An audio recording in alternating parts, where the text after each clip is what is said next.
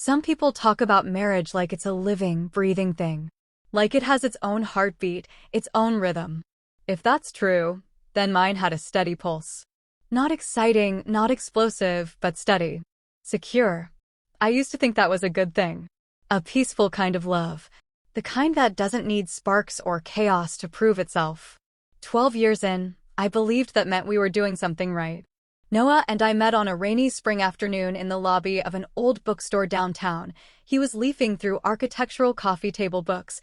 I was dodging the storm with a chai latte and a bad haircut. He made a comment about the leaky roof above us, said something like, a design flaw that's still charming. I laughed. We talked for nearly 2 hours before I even noticed the rain had stopped. I still remember the warmth in his eyes, the way he said my name like he already knew it. We built everything from there. Our home, just outside Seattle, was a joint project in every sense. He designed it. I obsessed over the finishes. It was cozy, modern without being cold, with a wraparound porch and tall windows that always welcomed the light. Even on gray days, there was a quiet brightness in that house. It felt like ours in the deepest way. We had routines. Noah made the coffee, I made the bed. He handled dinners on Tuesdays and Thursdays, grilled salmon, roasted vegetables, once in a while his infamous mushroom risotto. I always teased him for going heavy on the garlic, and he always kissed me afterward anyway. Weekends were for farmers markets and movie marathons and long drives with no destination. We didn't travel much, work always got in the way, but we dreamed about going to Iceland, maybe Japan. He was an architect and a good one. His mind was always turning corners, seeing potential in blank spaces. I loved that about him. I loved a lot of things about him, still did, even when I couldn't quite name them anymore. Somewhere along the way, I stopped asking if love could exist quietly and started assuming it did. I worked in corporate communications, press releases, crisis messaging, executive ghostwriting. It wasn't glamorous, but I was good at it. Steady, like everything else in my life. My calendar ruled my days, color-coded and precise, but I liked it that way. I liked knowing what came next. I liked knowing Noah would be home around 6:30, that he'd walk through the door and kiss the top of my head before asking what was for dinner. I liked knowing Sunday mornings meant pancakes and the New York Times crossword, even if we only ever got halfway through it. I liked the rhythm we'd created, the predictability. I thought it meant we were safe. We didn't fight much. Occasionally, there'd be a disagreement about money or dishes left in the sink, or how he never remembered to buy more dish soap. But nothing earth-shattering. Nothing that shook the foundation. We were comfortable. That's what I told myself when the passion dulled or the silences stretched too long. This is what marriage becomes, I'd say. This is normal. This is real life. He still touched me, still reached for my hand while we watched TV or rested a palm on my back as we walked into restaurants. He still told me I looked beautiful when I wore my hair down. And I still believed him. Or maybe I just wanted to. Looking back, there were signs. Of what, I'm still not sure. Distance, maybe. Or restlessness. I caught it sometimes in the way he looked out the window while I was talking, like he was somewhere else entirely. He started working late more often, but I chalked it up to the new waterfront development project he'd been excited about. A career-defining opportunity, he'd said. I was proud of him. I told him that often. When I planned dinners, he seemed distracted.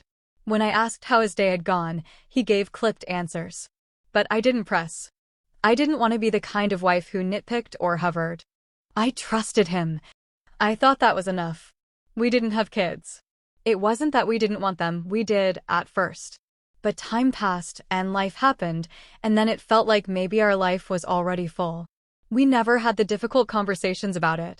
Just let the possibility drift away like smoke, unspoken. Sometimes I wonder if that left a hole between us. If we were both pretending it hadn't. Still, I thought we were okay. More than okay. Solid. I believed in what we'd built. I believed that a marriage like ours, 12 years strong, full of shared memories and quiet understanding, was something to be proud of. Something that would hold. I used to look at friends going through breakups or divorces and think, that won't be us. We know each other too well. We've come too far. We're grown-ups. We talk things through. We've weathered things: layoffs, a miscarriage, his father's death, my sister's mental health crisis. We got through all of that and still came home to each other. That had to mean something. So when I'd lie in bed beside him, hearing the even rhythm of his breath while I stared at the ceiling, I didn't let myself question what was missing. I didn't let myself wonder why his touch had changed, more dutiful than passionate, more like a checkmark than desire. I told myself this was what marriage became. A quieter kind of love. A steady heartbeat. Only later would I understand how wrong I'd been. But for now, in this version of our life, the version I clung to, I believed we were strong. Not perfect, not fiery, but strong. Safe. And that belief, that illusion, was the most dangerous part of all. The invitation shimmered with embossed gold letters, elegant and polished, exactly how I wanted the night to feel. I ran my fingers across the paper as I leaned back in my office chair, exhausted but satisfied. The Cascade Hope Foundation's annual benefit gala wasn't just another event, it was the event. Pediatric cancer research meant something deeply personal to me. My cousin Ava had battled leukemia as a child, and though she'd survived, the scars ran deep.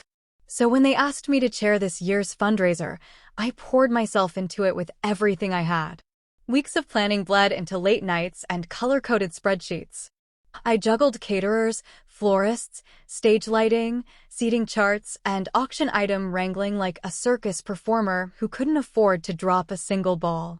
The venue, the Harrington Grand Hotel, was a historic marvel with marble columns and crystal chandeliers, a place meant to dazzle. I envisioned a room full of soft candlelight, velvet linens, and hopeful generosity. I wanted it to feel like more than just an event. I wanted it to feel like change. No one knew how much it meant to me. He watched from a distance as I turned into a whirlwind of task lists and vendor calls. I tried not to notice how detached he'd become lately, but it was hard to ignore the way he skimmed the surface of our conversations. Still, when I asked if he'd come to the gala, he nodded without hesitation. I wouldn't miss it, he said, setting down his coffee mug that morning. I know how hard you've worked. He meant it kindly, I think. But his eyes were tired, and the corners of his mouth didn't lift the way they used to. I brushed it off, tucked the worry away for later. I told myself it was just stress. We were both busy. We'd reconnect after the gala, when life slowed down. The night arrived with that kind of nervous energy that settles in your chest and doesn't leave. My dress was floor-length navy with a delicate beaded neckline, something sophisticated but simple. I'd gotten my hair done, taken my time with my makeup, even treated myself to a manicure, small details that made me feel presentable, polished, like I belonged in the room I had created. When I arrived at the hotel, the transformation was breathtaking. Everything I'd envisioned had come to life. Candlelight flickered across mirrored centerpieces, waiters weaved through the crowd with trays of sparkling champagne, and a string quartet played softly near the grand staircase. Guests began to arrive, donors, doctors, board members, and community leaders, all dressed to impress, all buzzing with polite laughter and warm greetings. I scanned the room constantly, checking for anything out of place. I was in professional mode, smile in place, heels clicking confidently across the ballroom floor. I paused by the silent auction table, then the donor wall, and eventually spotted Noah near the bar. Relief bloomed in my chest. He'd come. He looked sharp in his charcoal suit, hair neatly combed, a glass of something amber in his hand. I started toward him, but someone stopped me, a board member's wife, asking about next year's plans. I answered politely, smiled when expected, but my eyes kept drifting back to the bar. That's when I saw her, the brunette. Striking in a backless black dress, laughing too easily, leaning just a little too close to Noah. He said something, and she threw her head back, her hand lightly brushing his arm. I froze mid-sentence, my breath catching. I watched as he took her hand, lightly, casually, and led her toward the dance floor. I excused myself abruptly, murmuring something vague. My feet moved before my brain caught up. I positioned myself by a pillar on the far side of the ballroom, just within view, but out of theirs. And then I saw them dance. Not just dance, move together. Her body fit against his like it belonged there. His hand settled on her waist like it had done so before. Their heads tilted toward each other, lips close, faces lit with the kind of intimacy that couldn't be faked. My stomach clenched so tight I could barely breathe. I kept waiting for him to see me, to look up and catch my eye, to realize I was standing there, watching, wondering who she was, why he was smiling like that. But he didn't. He never looked. The music changed, and they kept moving. She laughed again, her hand brushing his shoulder now. I took a step back, then another. My heart was pounding, not just from what I was seeing, but from the sudden, sharp knowledge that something was wrong. Something real. Something I couldn't ignore. I didn't confront him. I didn't make a scene or storm over with accusations. That wasn't me. Not yet. Instead, I turned on my heel and walked quietly toward the exit, nodding stiffly to a passing couple who complimented the decor. My heels echoed in the marble corridor as I left the ballroom, my vision blurring just enough to sting. Outside, the night air was cool and sharp. I pulled my coat around me and kept walking, refusing to let the tears fall until I was safely tucked into the back seat of the rideshare. My phone buzzed with a message, Noah, probably. I didn't check it. I stared out the window all the way home, the city lights blurring into unfamiliar shapes. I told myself I didn't know anything for sure, that maybe it wasn't what it looked like. But deep down, in the place that had always trusted him without question, something had shifted. Something irreversible. And the worst part wasn't what I saw. It was that he didn't see me at all. The room pulsed with music, a soft jazzy rhythm that made everything shimmer under the chandeliers. Laughter rose in waves, clinking glasses and polished shoes moving across the polished marble floor. People were dressed to impress, swirling in velvet and silk, whispering compliments, discussing donations, praising the event I had poured my soul into. But all I could see was them. Noah and the brunette. They were dancing in the center of the floor like it was their own private spotlight. His hand pressed against the small of her back, her fingers curled lightly around his shoulder. Their bodies moved together too smoothly, too comfortably, like this wasn't the first time. I watched, frozen behind a towering floral arrangement, my heart hammering so loudly I was sure someone nearby could hear it. At first, I tried to convince myself it was nothing. Noah was charming. He always had been. He could be warm and friendly, especially when he wanted to make a good impression. Maybe this was just that. Professional courtesy. He'd mentioned a new consultant on the waterfront project, Harper, I think her name was. Maybe this was her. Just a dance. Just small talk. Just nothing. But as I kept watching, the way his eyes stayed on hers told a different story. His expression was open, engaged in a way I hadn't seen in a long time. When was the last time he looked at me like that? When had he last laughed like that at something I said? The realization crept in slowly, like cold water seeping through cracks in the floorboards. I had told myself we were solid. But this wasn't the body language of a man who was simply being polite. This was connection. Intimacy. He leaned in to say something in her ear, and she tilted her head back to laugh, her hand now resting on his chest like it belonged there. My throat tightened. The world around me began to fade, donors, waiters, music, all slipping into the background, a muffled backdrop to the scene unfolding right in front of me. I should have walked over. I should have interrupted, forced the moment into the light. But I couldn't move. My feet felt glued to the polished floor, my breath shallow. I stood there, the woman who had planned every detail of this evening down to the brand of champagne in guests' glasses, suddenly invisible. To the man I married. To the person I thought I still knew. He never looked my way. Not once. I waited. Maybe he'd catch a glimpse of me, excuse himself, walk over with an explanation that would make it all make sense. But minutes passed and nothing changed. I watched them finish the song. I watched him take her hand and lead her off the floor, heading toward the far end of the room, laughing, still close, too close.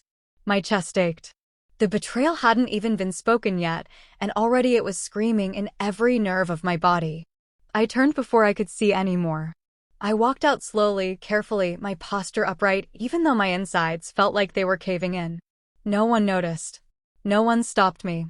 The hallway outside the ballroom was quiet and gold-lit, the echo of the music growing fainter behind me. I didn't even remember picking up my coat, but there it was around my shoulders as I stepped into the night air. Outside, the sky was clear, stars faint behind the city glow, and for a moment, I just stood there, unsure of what to do with the storm brewing inside me. My hands trembled. I held them tight against my stomach as if I could keep everything from spilling out. I should have gone back inside. Should have asked him, point blank, who she was. Demanded answers. But something inside me snapped shut. I didn't want to make a scene. I didn't want our life. Our carefully curated, respectable life to unravel in front of an audience. This wasn't how I wanted to fall apart. So I got in the rideshare, ignored the polite small talk from the driver, and stared out the window all the way home. I kept replaying it. The way he smiled at her. The way his hand settled naturally on her lower back, not like he was figuring it out for the first time, but like he was remembering how. The worst part wasn't the dance. It wasn't even the way he looked at her. It was that in a room filled with everything I had created, every detail shaped by my hands, every moment designed to matter, he didn't see me at all. He didn't look for me. Didn't notice I had gone. When I stepped into our quiet house, everything felt wrong. The air too still, the silence too loud. I kicked off my heels at the door and walked into the kitchen, turning on a single lamp. I leaned against the counter, clutching the edge like it could anchor me. And then, finally, the tears came. Not sobs. Just silent, steady drops sliding down my cheeks as I stared at nothing. I wasn't even sure what I was crying for yet, what I had seen, or what I had finally begun to admit I'd known for a while. Somewhere along the way, something between us had shifted. And tonight, in that gilded ballroom filled with music and applause, the fracture I'd tried so hard to ignore cracked wide open. And I didn't know if it could ever be closed again. I didn't sleep that night. Not really. I lay there in bed, still in my dress for a while, staring at the ceiling as the weight of everything pressed against my chest. Eventually, I changed into one of Noah's old t-shirts, muscle memory, maybe, some last scrap of comfort, and crawled beneath the covers. But even with my eyes closed, the image replayed in relentless loops, his hand on her back, her smile, the look on his face. Not guilt. Not hesitation. Just warmth. Affection. Like he'd forgotten who he was supposed to come home to. Morning came like a slap. Light etched its way through the blinds, cutting across the bed in a sharp, accusing stripe. I rolled over and reached instinctively for the other side, but it was empty. Cold. Of course it was. He hadn't come home last night. I hadn't expected him to, but the silence still stung. I sat up slowly, my body sore in ways I couldn't explain, and reached for my phone. 2 texts from Noah. The first, sent just after midnight. Where did you go? The second, an hour later. Can we talk tomorrow? Please. I didn't respond. I moved through the house like a ghost, brewing coffee I couldn't drink, pulling out a bowl for cereal I didn't eat. I kept thinking I'd cry again, but I didn't. I was too numb. My mind kept circling the same questions over and over. Who was she really? And how long had it been going on? By late morning, I decided I couldn't let it sit. I couldn't just let it hang in the air, unresolved and rotting. I needed to hear it from him. I needed to look him in the eyes and see if the man I married was still in there somewhere. Or if he'd already left without saying goodbye. I texted him, come home. We need to talk. He replied within minutes. On my way. When he walked through the door, everything in me wanted to scream. Not because of what he did, at least. Not only that, but because he looked so normal. Same coat, same tired eyes, same way he dropped his keys in the ceramic bowl by the entry. Like this was just another Tuesday. Like he hadn't lit a match to everything we'd built. Hey, he said quietly, his voice careful. I didn't answer. I crossed my arms and stood in the kitchen, leaning against the counter. He looked around like he wasn't sure where to start. Then he stepped forward and braced his hands on the edge of the counter opposite mine, meeting my eyes. For a second, I almost saw the version of him I remembered. The man who used to bring me sunflowers for no reason. The man who once cried when we lost our first pregnancy. But that man felt like a distant relative of the one standing in front of me now. About last night, he started. I cut him off. Who is she? He didn't flinch. Didn't even blink. That scared me more than if he'd gotten angry. Harper. She's the consultant on the Harborview project. I already knew that. I wanted him to keep talking, to explain what I had seen, to deny it or confess to it or something in between. But instead, he gave me a practice look, like he'd been preparing for this all night. It was just a dance, he said. She asked me to join her for a song, and I didn't want to be rude. My laugh was hollow and sharp. Don't insult me, Noah. He closed his eyes and sighed. Okay, fine. It's more than that. But not the way you think. That's when my stomach dropped. Because when people say not the way you think, it's never a good sign. It's a delay, a softening, an admission wrapped in denial. We've had a few lunches, he said slowly. Talked, texted. Things got personal. But it's not physical. Not yet. Not yet. Those two words gutted me. Not because it hadn't happened, but because it was clearly heading there. Because he'd thought about it. Planned for it, maybe. Because he was trying to frame this as almost harmless when it was anything but. You emotionally cheated on me, I said, my voice low but steady. You confided in another woman. You let her take the parts of you that used to belong to me. He didn't argue. He didn't defend. He just looked tired. I didn't mean for it to go that far. I didn't set out to. But you did. Silence stretched between us like a canyon. He rubbed a hand over his face. I've been feeling distant. Disconnected. I know that's on me. I should have talked to you instead of, whatever this is. I'm sorry. I wanted to scream that sorry wasn't enough. That he'd broken something I wasn't sure could be fixed. But instead, I stepped back, the weight of his words settling in my bones. I need space, I said finally. I can't do this with you here, in this house, acting like everything's fine. You need to go. His eyes widened slightly. You want me to leave? Yes, I said. I need you to leave. For a moment, I saw the shock flicker in his expression. Maybe he thought I'd forgive him right away. Maybe he didn't think I'd have the strength to make him go. But I did. Because I had to. He nodded slowly. I'll go stay at Ryan's place. I didn't answer. Just turned away as he went upstairs to pack a bag. I heard drawers opening, zippers pulling, quiet footsteps.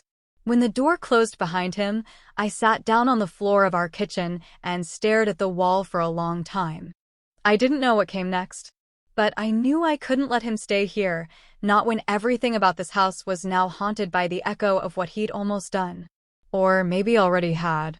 I didn't expect the silence to be so loud. After Noah left, it filled the house like fog, seeping into the corners, clinging to the walls, settling into the spaces between breaths. I walked from room to room with no real purpose, running my fingers along the back of the couch, adjusting pillows that didn't need adjusting, opening the fridge just to stare at shelves full of food I didn't want to eat.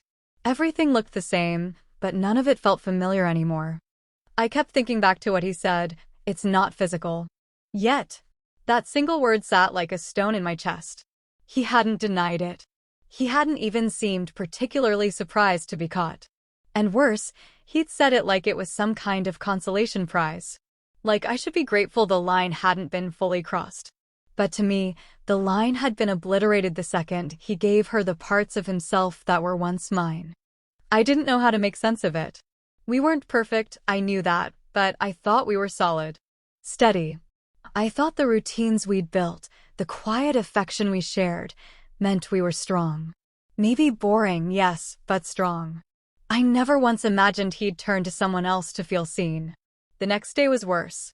I kept thinking I'd wake up and find it had all been a bad dream, that he'd be next to me, hair mussed from sleep, mumbling about needing coffee. But the other side of the bed was cold. I curled into myself and tried to remember when I first started losing him. Was it when we stopped traveling?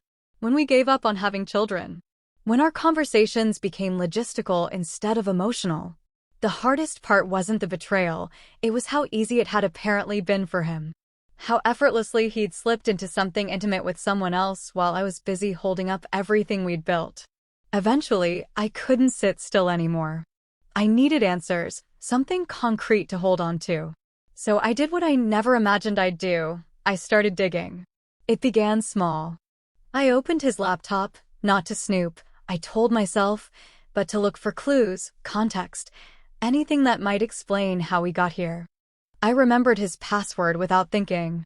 My name and his birth year. The irony made me nauseous. I checked the messages first. Nothing glaring, nothing labeled Harper or my affair, like some soap opera. But in his calendar, I saw her name 3 times. Lunch with Harper. Site check with Harper. Review concepts, H. Innocent enough on the surface. But I knew what kind of conversations could happen over long lunches. I knew what kind of glances got exchanged in quiet project meetings. Especially when your heart had already opened the door. That night, I poured a glass of wine and sat on the couch with my phone in my lap. I stared at it for almost an hour before finally dialing. Jenna picked up on the second ring. Elena? Her voice was surprised. I hadn't called her in weeks. I need to ask you something, I said, my voice shaking. You work in marketing at the firm Noah's project is tied to, right? Yeah, is everything okay? Do you know Harper? I asked. Harper Loring? There was a long pause. Too long. Oh no, she whispered. Elena. My stomach dropped. What? Jenna exhaled. I didn't want to say anything unless you asked me directly. But yeah, I know her. Everyone knows her. She's complicated. I didn't say anything, just waited. She's had a reputation for a while, Jenna continued carefully. She's brilliant, don't get me wrong. Knows how to get results. But she crosses lines. Married men. Older men. She likes to push boundaries, make people feel special. Then when things implode, she moves on without a scratch. I closed my eyes, letting the words sink in like poison. She's done this before? I asked, barely above a whisper. At least twice that I know of, Jenna said gently. And both times it started the same way. Long hours, harmless conversations, then something more. I hate that you're dealing with this. I really do. I thanked her and hung up, my hands trembling. Harper wasn't just some random temptation. She was a pattern. A storm that moved from one life to the next, destroying what she touched. And Noah had walked straight into it like a man craving disaster. But the thing that gutted me most wasn't her. It was that he let her. He knew who she was. Or maybe he didn't want to know. Maybe he liked the way she made him feel. Maybe he wanted to feel wanted. That's what hurt the most. He chose it. Not once. Over and over. I curled up on the couch, knees to my chest, tears finally coming fast and hard. I grieved the marriage I thought I had. I grieved the version of Noah I had carried with me all these years. And I grieved the part of myself that had ignored the signs, hoping love would be enough to carry us through. But now I knew better. This wasn't just a crack in our foundation. This was the blueprint for something I never agreed to build. It had been 6 days since Noah left, but it felt like months. The silence in the house had stopped feeling sharp and accusing. Now it was just heavy, thick, like something I wore, something I moved through. I kept expecting it to lift, for some switch to flip that would return me to the version of myself I was before the gala. But that version of me felt long gone. Too trusting, too unaware. Every morning, I walked past the hall closet and instinctively reached for 2 mugs instead of 1. I stopped myself every time. Little rituals had a way of exposing the empty spaces. Our routines were unraveling in real time, and I couldn't decide if it was more painful or freeing. Some days, it was both. Noah had texted me twice since we last spoke. Once to say he was giving me space and once to ask if I'd eaten. That one made me cry for reasons I couldn't explain. I didn't answer either message. I wasn't punishing him, I just didn't know what I would say. Every version of a reply felt too small for what I was feeling. And I didn't want to share my grief with him. Not yet. Maybe not ever. Today, I tried something different. I got out of bed, made coffee, showered, and put on jeans and a soft sweater. It wasn't much, but it felt like progress. Then I grabbed a notebook and started to make a list. Not a list of tasks or groceries. This list was just for me. At the top, I wrote what I know to be true. It was harder than I expected. I know I loved him. I know I believed he loved me. I know he betrayed something sacred. I know I didn't deserve it. I know I can't go back to how things were. I know I need to decide what I want now. There was a comfort in seeing it all on paper, like drawing borders around my pain, like reminding myself I still had control over my own story, even if he had tried to rewrite part of it without my consent. Midway through the afternoon, I pulled into the driveway of my friend Sadie's house without fully deciding to go. My car had just turned in that direction, like muscle memory. Sadie had been my best friend since college, the kind of person who could read me with a glance, who didn't need explanations to know something was wrong. She opened the door before I even knocked. I was wondering how long it would take, she said, pulling me into a hug that was warm and tight and steady. I didn't want to talk about it, I murmured into her shoulder. Then don't, she replied. Just come in. I made soup. We sat at her kitchen table, mugs of lentil soup steaming between us. I told her everything. Slowly, haltingly at first, then all at once, the gala, the dance, the way he didn't see me, the not yet that shattered my faith, the confirmation of Harper's pattern, and how the house felt too big now, like it was holding its breath. Sadie listened the way only someone who truly loved you could, without flinching, without interrupting. Just holding space. When I finally stopped talking, she reached across the table and took my hand. Elena, this isn't your fault, she said quietly. You didn't do anything to deserve this. He chose dishonesty over communication. That's not on you. I swallowed hard. What if I missed signs? What if I pushed him away without knowing it? You were living your life, being a partner, building something real. He's the one who stepped out of it. Don't twist yourself into knots trying to find blame just to make it make sense. I nodded, though the guilt still sat like a weight in my chest. It would take more than words to loosen it. But hers helped. Before I left, she handed me a folded piece of paper. Read this when you're home, she said. And remember, whatever you decide to do next, I've got you. Later, curled up on the couch, I opened the paper. It was a quote, scrawled in her handwriting. When someone shows you who they are, believe them the first time. Maya Angelou. I stared at it for a long time. The first time. At the gala, I'd seen him with her, clear as day. His body had spoken truths his mouth had yet to admit. And, even when he finally confessed, he still tried to soften it, cushion it, explain it away. But I couldn't unsee it, couldn't unknow what I knew. That night, I stood in our bedroom and looked around. His shirt still hung in the closet. His cologne sat on the dresser like a ghost. I picked it up, stared at the familiar bottle, and then, without thinking, I opened the window and threw it out. The soft crash below felt like a release. I knew I had more questions to ask, conversations to have. I knew healing wouldn't be linear. But I had drawn a line now. I had reclaimed something. And I wasn't going to let him blur it again. I thought finding out about Harper would bring me clarity. Like, once I confirmed she wasn't just a flirtation, but a pattern, one that preyed on marriages already limping, I'd feel justified. Righteous, even. Instead, it made the betrayal feel even more pathetic. More deliberate. He hadn't stumbled into something unique or profound. He'd walked into the same trap other men had before him, blindfolded by ego or boredom or some aching need to feel special again. And he still fell for her. The morning after my talk with Sadie, I found myself sitting at the kitchen table, phone in hand, staring at the screen like it might blink first. I had the name of a woman, Charlotte, someone Sadie said I should talk to. She'd been through this. Not with Noah, of course, but with a man who had also fallen into Harper's web. I hesitated.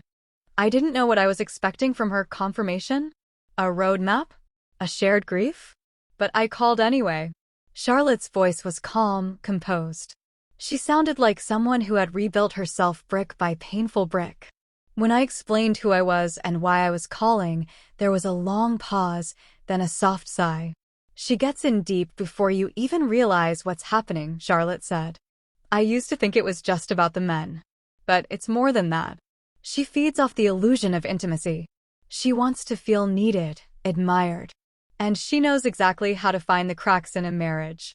My throat tightened. Did you ever talk to her directly? No, Charlotte said. By the time I found out, she'd already moved on. And honestly, it wouldn't have helped. She wasn't in love with my husband. She was in love with the power of being the one someone risked everything for. I closed my eyes, absorbing her words. That's what had happened to Noah. He'd been lured not just by Harper, but by the way she made him feel centered, chosen, desired. Things I used to make him feel before life layered us with schedules and silence. I thought we were okay, I admitted. Not perfect, but okay. We all do, Charlotte replied. Until we're not. I hung up feeling equal parts seen and gutted. This wasn't just about Harper. It wasn't even just about Noah. It was about the quiet erosion of connection, the little pieces that crumble when no one's looking. And the realization that love doesn't always end in explosions.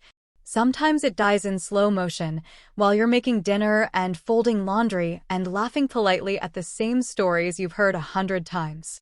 Still, I couldn't stop myself from looking at Harper's Instagram that night. Her profile was public, of course it was, and filled with perfectly curated images. Rooftop cocktails. Smirking selfies in glossy conference rooms.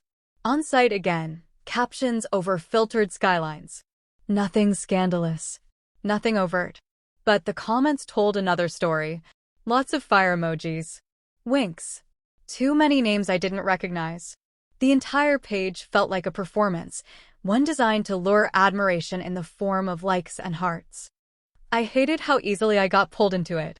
Then I saw it, a photo from a week before the gala. Taken at a waterfront cafe, her manicured fingers curled around a white mug. Across the table, a familiar sleeve. Noah's gray wool coat. Just the edge of it, but unmistakable. No tags. No caption, just a coffee emoji and a view of the water. Casual. Effortless. Infuriating. The gall of it all. The smugness. The secrecy. I stared at the photo, fists clenched. I could have thrown my phone. Instead, I screenshotted it. Not to send it. Not yet. Just to keep it. Proof that what I saw wasn't a figment of a jealous wife's imagination. It was real. Documented. Framed and filtered like a souvenir from an affair in progress. The next day, I made a decision. I cleared out Noah's side of the closet. Folded his clothes into boxes neatly, like I was preserving someone I used to love. I didn't cry. I didn't rage. I just moved slowly and deliberately, treating each folded shirt like a severed limb I could finally let go of. When I was done, I pushed the boxes into the guest room and shut the door behind me. That evening, I sat in the living room with a glass of wine and watched the sun dip behind the pines outside our window. It used to be our window. Now it felt like mine. The ache was still there. Of course it was. But it was starting to change shape. Less sharp, more solid. Like something I could begin to hold without breaking. I still didn't know what I wanted from Noah, if I wanted anything at all. But I knew I was done carrying the weight of his choices like they were mine. Harper wasn't unique. And now I knew? Neither was he. A full week passed before Noah reached out again. I hadn't expected him to stay away so long, but then again, maybe he didn't know what to say. I imagined him lying awake at night in Ryan's guest room, surrounded by the remnants of his new reality, wondering when or if I'd pick up the pieces. Maybe part of him hoped I would. Maybe part of him knew I wouldn't. His message came early Sunday morning, quiet and plain. Can we meet? Just to talk. Whitman Street Cafe, if you're open to it. For a moment, I just stared at the screen. My first instinct was to delete the message and go on pretending like I hadn't seen it. But my chest tightened in that way it always did when something unfinished lingered too long. I wasn't ready to forgive him. I wasn't even sure I wanted to hear anything else he had to say. But part of me needed to look him in the eyes, not for his sake, for mine. So I typed back 2 words. 1 hour.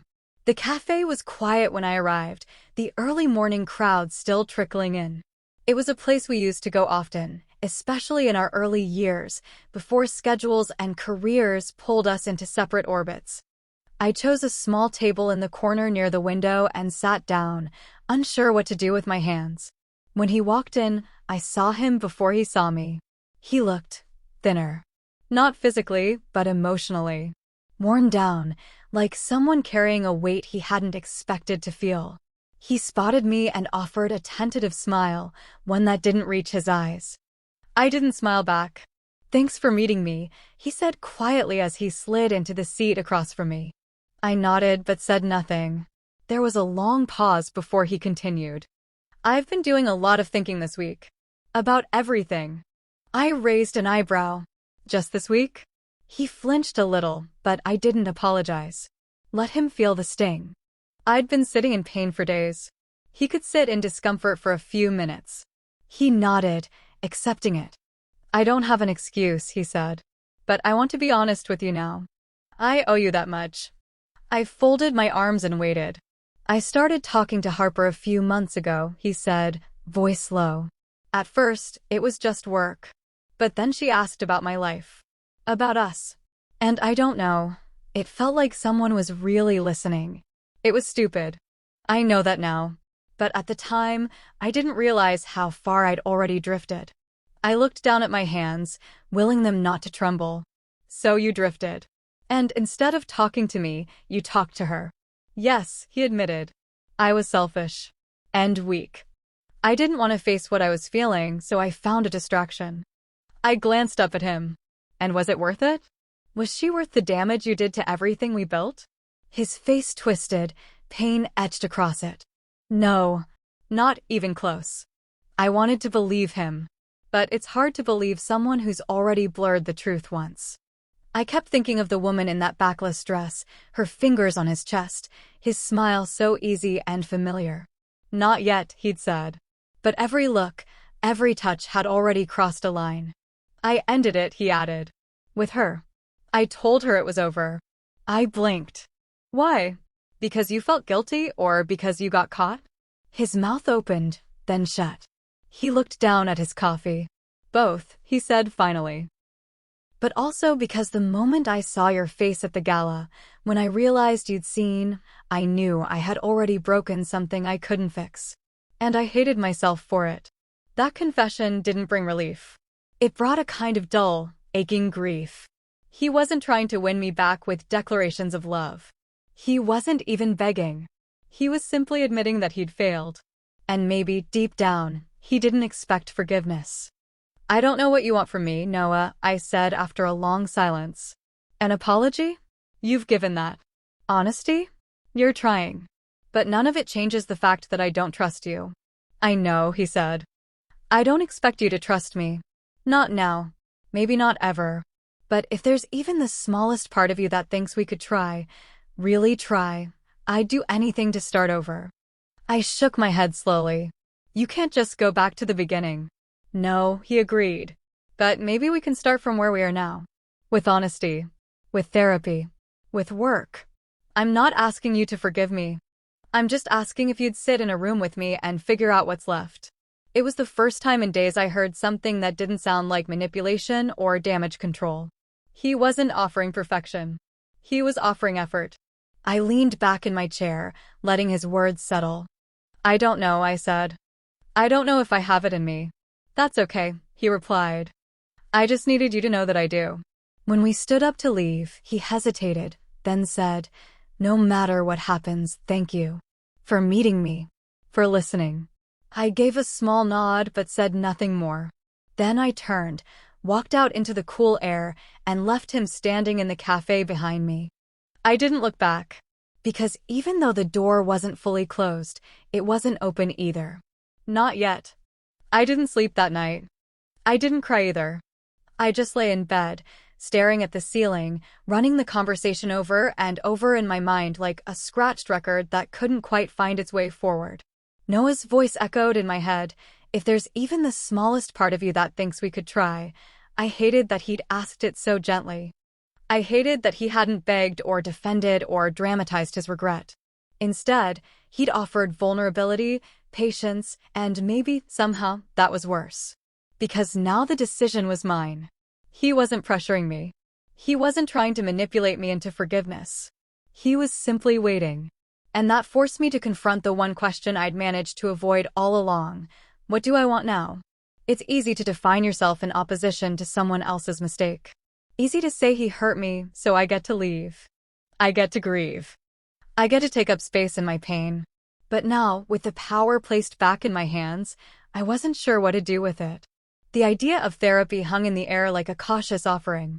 I'd suggested it once, half out of anger, half out of a need for control. But now that he'd agreed, I wasn't certain I meant it. Was I ready to rebuild? Did I even want to? The next morning, I took a walk around our neighborhood. The air was crisp, the kind of cold that sharpens your breath. I passed familiar houses, nodding politely to neighbors I barely knew, and ended up at the little park where Noah and I used to bring coffee on quiet Sundays. The bench under the cedar tree was still there, worn and crooked, etched with initials carved by kids or lovers or both. I sat down, pulled my coat tighter, and let the stillness settle around me. I thought about everything we'd shared. The house we designed together. The miscarried pregnancy that nearly broke us. The small, unspoken ways we'd found comfort after that loss, shared meals, movie nights. The way he always held my hand during plane takeoffs because he knew I hated flying. I thought about the nights he stayed up working while I wrote speeches for executives I barely liked. How we used to make each other laugh just by making up fake biographies for the people we passed on the street. There had been love there. Real love. But somewhere along the way, we stopped showing it. We traded affection for convenience. Conversations for calendars.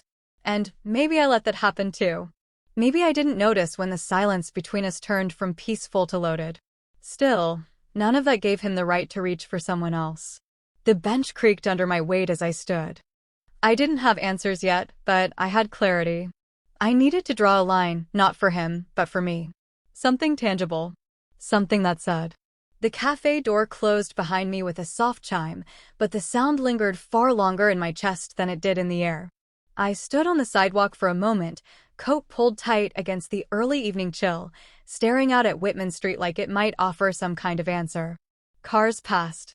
A couple walked by, arms intertwined, lost in conversation. Life moved around me, undisturbed, unaware that inside, something had just shifted again, not with force this time, but with the quiet creak of a door left slightly ajar. I had told Noah we could try therapy. That we could sit in a room together and unpack the ruin piece by piece.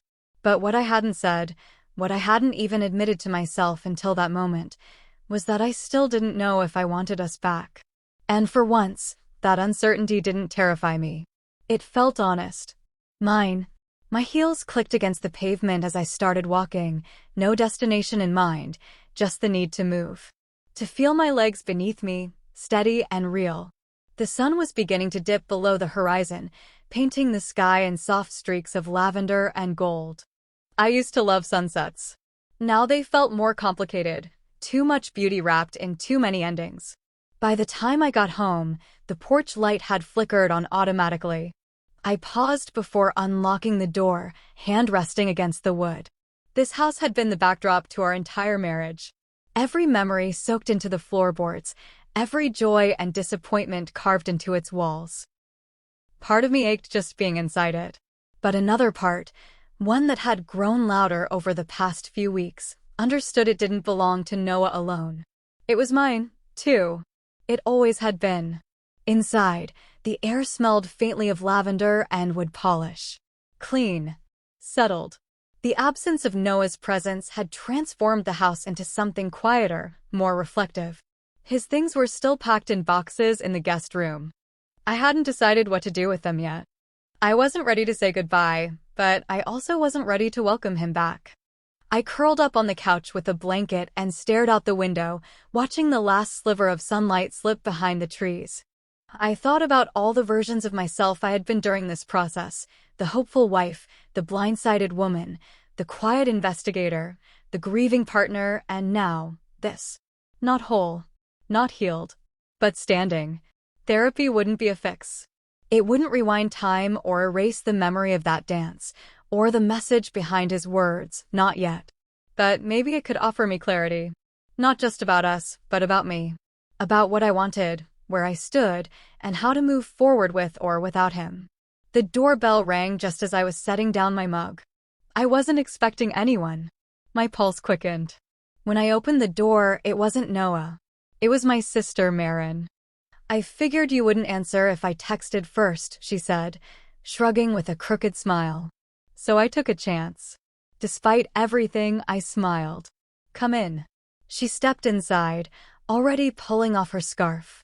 "I brought that lemon tart you like from Delphine's." I raised an eyebrow. "Bribery?" "Compassion," she corrected, grinning as she handed me the small white box. We sat in the kitchen, eating straight from the box with forks like we used to when we were teenagers raiding our parents' pantry. It felt easy for a few minutes. Comforting. Then her expression sobered. "How are you, really?" I looked down at my fork, turning it in my fingers. "I don't know. Somewhere between exhausted and clear." She nodded. "That makes sense." I told him we could try therapy. 1 session. Marin didn't react immediately. She just waited. "I'm not doing it for him," I added quickly. "I'm doing it so I can walk away, if that's what I decide, knowing I tried. That I didn't leave questions hanging in the air." "That's fair," she said softly. "Just make sure you're doing it on your terms." I met her gaze. "I am." When she left an hour later, the house felt a little less empty. A little more like mine again. I stood in front of the mirror in the hallway, the one I used to glance in before leaving for work, before dinner parties, before date nights. The woman staring back looked different now. Her eyes were sharper, her mouth set with quiet strength. She looked like someone who'd been forced to rebuild the frame around her own heart. And she wasn't finished yet. Later that night, I lay in bed with the window open just enough to let the wind carry through. I thought about the version of us that used to laugh easily. The version that danced in the kitchen and kissed in grocery store aisles. I honored them. I grieved them. But I didn't miss who we had become. The possibility of reconciliation still hung there, like mist, unformed, tentative. But I no longer needed to chase it. I had drawn my boundaries. I had claimed my voice. And whether the future brought healing together or apart, I knew one thing for certain. The door wasn't shut. But I was the one holding the key. The cafe door closed behind me with a soft chime, but the sound lingered far longer in my chest than it did in the air. I stood on the sidewalk for a moment, coat pulled tight against the early evening chill, staring out at Whitman Street like it might offer some kind of answer. Cars passed. A couple walked by, arms intertwined, lost in conversation. Life moved around me, undisturbed. Unaware that inside, something had just shifted again, not with force this time, but with the quiet creak of a door left slightly ajar. I had told Noah we could try therapy.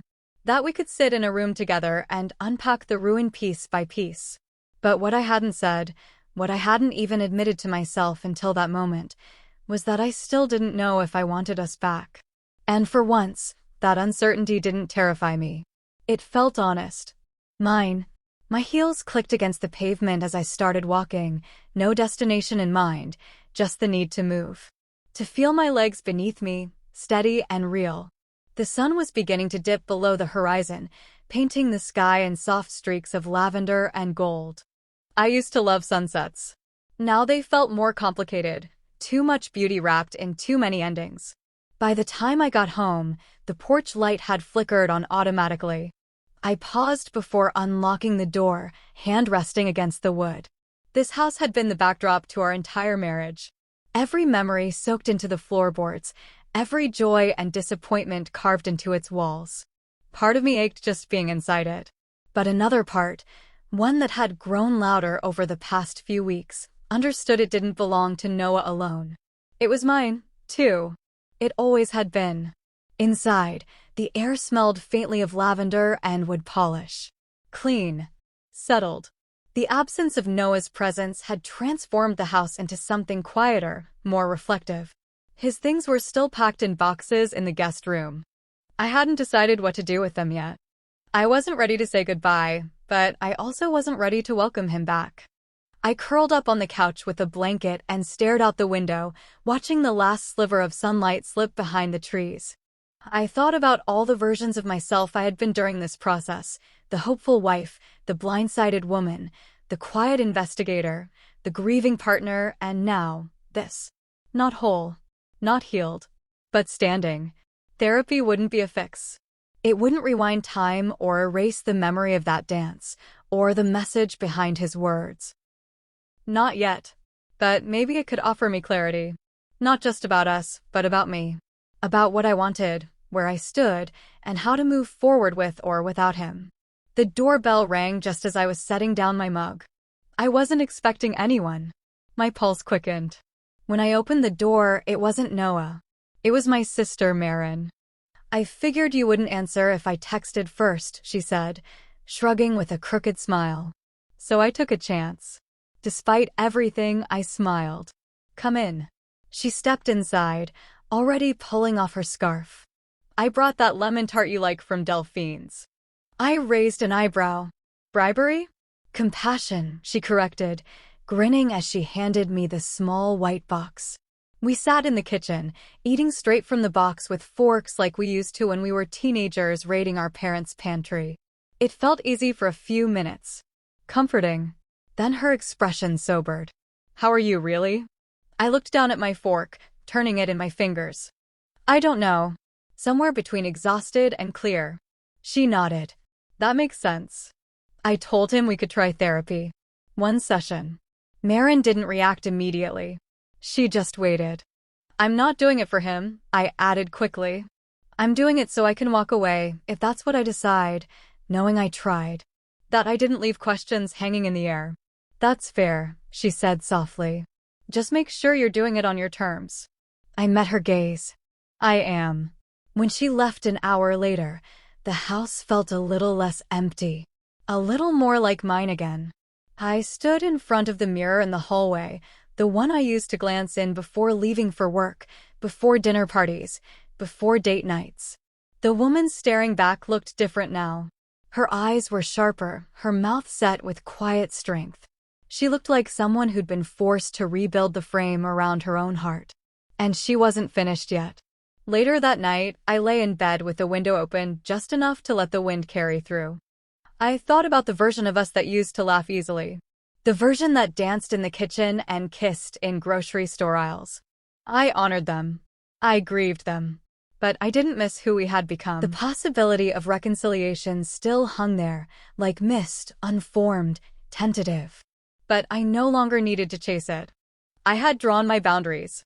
I had claimed my voice. And whether the future brought healing together or apart, I knew one thing for certain. The door wasn't shut. But I was the one holding the key. The cafe door closed behind me with a soft chime, but the sound lingered far longer in my chest than it did in the air. I stood on the sidewalk for a moment, coat pulled tight against the early evening chill, staring out at Whitman Street like it might offer some kind of answer. Cars passed. A couple walked by, arms intertwined, lost in conversation. Life moved around me, undisturbed, unaware that inside, something had just shifted again, not with force this time, but with the quiet creak of a door left slightly ajar. I had told Noah we could try therapy. That we could sit in a room together and unpack the ruin piece by piece. But what I hadn't said, what I hadn't even admitted to myself until that moment, was that I still didn't know if I wanted us back. And for once, that uncertainty didn't terrify me. It felt honest. Mine. My heels clicked against the pavement as I started walking, no destination in mind, just the need to move. To feel my legs beneath me, steady and real. The sun was beginning to dip below the horizon, painting the sky in soft streaks of lavender and gold. I used to love sunsets. Now they felt more complicated, too much beauty wrapped in too many endings. By the time I got home, the porch light had flickered on automatically. I paused before unlocking the door, hand resting against the wood. This house had been the backdrop to our entire marriage. Every memory soaked into the floorboards, every joy and disappointment carved into its walls. Part of me ached just being inside it. But another part, one that had grown louder over the past few weeks, Understood it didn't belong to Noah alone. It was mine, too. It always had been. Inside, the air smelled faintly of lavender and wood polish. Clean. Settled. The absence of Noah's presence had transformed the house into something quieter, more reflective. His things were still packed in boxes in the guest room. I hadn't decided what to do with them yet. I wasn't ready to say goodbye, but I also wasn't ready to welcome him back. I curled up on the couch with a blanket and stared out the window, watching the last sliver of sunlight slip behind the trees. I thought about all the versions of myself I had been during this process: the hopeful wife, the blindsided woman, the quiet investigator, the grieving partner, and now, this. Not whole, not healed, but standing. Therapy wouldn't be a fix. It wouldn't rewind time or erase the memory of that dance, or the message behind his words, not yet. But maybe it could offer me clarity. Not just about us, but about me. About what I wanted, where I stood, and how to move forward with or without him. The doorbell rang just as I was setting down my mug. I wasn't expecting anyone. My pulse quickened. When I opened the door, it wasn't Noah. It was my sister, Marin. "I figured you wouldn't answer if I texted first," she said, shrugging with a crooked smile. So I took a chance. Despite everything, I smiled. "Come in." She stepped inside, already pulling off her scarf. "I brought that lemon tart you like from Delphine's." I raised an eyebrow. "Bribery?" "Compassion," she corrected, grinning as she handed me the small white box. We sat in the kitchen, eating straight from the box with forks like we used to when we were teenagers raiding our parents' pantry. It felt easy for a few minutes. Comforting. Then her expression sobered. "How are you, really?" I looked down at my fork, turning it in my fingers. "I don't know. Somewhere between exhausted and clear." She nodded. "That makes sense." I told him we could try therapy. One session. Marin didn't react immediately. She just waited. "I'm not doing it for him," I added quickly. "I'm doing it so I can walk away, if that's what I decide, knowing I tried. That I didn't leave questions hanging in the air."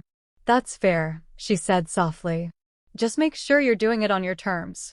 I met her gaze. "I am." When she left an hour later, the house felt a little less empty. A little more like mine again.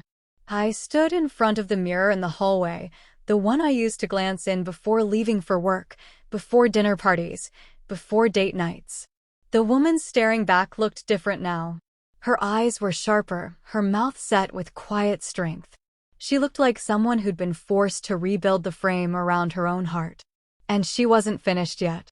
Later that night, I lay in bed with the window open just enough to let the wind carry through. I thought about the version of us that used to laugh easily.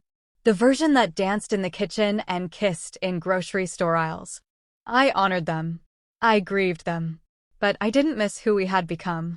The possibility of reconciliation still hung there, like mist, unformed, tentative. But I no longer needed to chase it.